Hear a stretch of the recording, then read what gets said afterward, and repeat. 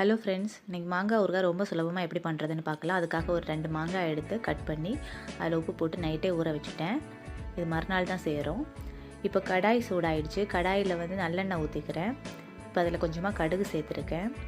கடுகு பொரிஞ்சதுக்கப்புறமா பூண்டு சேர்த்துக்கலாம். பூண்டு நல்லா வதங்கினதும் கொஞ்சம் கருவேப்பிலை சேர்த்துக்கிறேன். இப்போ இதில் கொஞ்சமாக பெருங்காயத்தூள் சேர்த்துக்கலாம்.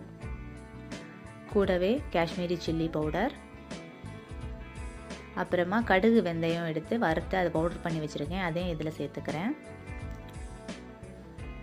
இப்போது இதை லோ ஃப்ளேமில் வச்சு நல்லா வதக்கி எடுத்துக்கோங்க, கருக விட்டுறாதீங்க.